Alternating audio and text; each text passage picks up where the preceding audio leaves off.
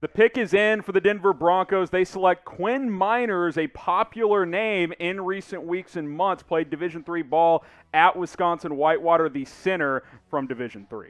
Yeah, so he played at Wisconsin-Whitewater, so a lot of people don't know who Quinn Meinerz is, but when he went to the Reese's Senior Bowl back a couple of months ago, he started to make a lot of noise. And this is a really nasty offensive lineman who will just beat you up and beat you down. Like, this guy has a bunch of potential. Now, after the Senior Bowl, he had a great performance. He rose up draft boards, and some people expected him to be a possible second-round pick. Denver Broncos get him at 98 overall. This is the type of cat, and I watched a feature on him this past week. He's got a cabin on an island in a lake in Canada. A family cabin. It's the most Quinn Meinerz Wisconsin-Whitewater thing, especially when you look at the hairdo and you look at the guy and you think about his profile and his makeup. And basically what he does there, he brought a bench press and just put it in the middle of the forest and starts just repping 225 pounds. You love it. The cabins that one of his family members owns, it's all powered by propane tanks. So you know how he gets his workouts in? He puts propane tanks over one arm or both arms and does squats or starts walking around doing steps with a propane tank on his shoulders. Like, this guy is a blue-collar center who is so old school.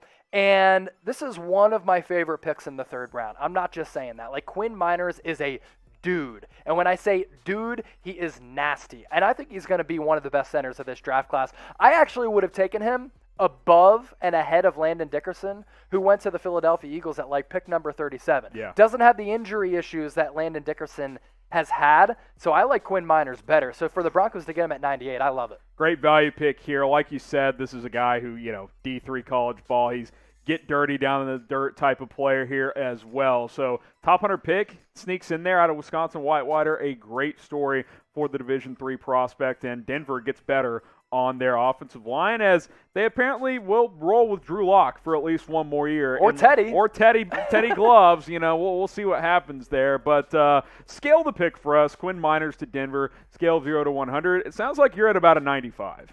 Yeah, I'm at a 95. Like, this is great, a great pick because I think he can start for you right away and be a guy who's going to be in the league for about a decade. Play center, play guard. I think he's got some play versatility both. there, Yep. and he should be a good piece on that offensive line. And now you kind of look at, okay, where's Denver sitting now? They got a comp pick coming up at 105 overall, so stay tuned for that. But you got Surtain, arguably one of the safest picks in the draft. Probably, at yeah. number 9. Javonte Williams, who you're starting to see some player comps for him come out where he can be really explosive. He's a physical runner as well. And now you had Quinn Meinerz, and you got one more pick to go here. Yeah, and like you look at what George Paton has done in his first year as a general manager, they're living in the AFC West. They're having to go up against the likes of Patrick Mahomes and Justin Herbert and Derek Carr. They are facing some ferocious offenses who are going to pile up a bunch of points. So what George Paton has done, continued to just really add and provide a lot of resources for that defensive secondary.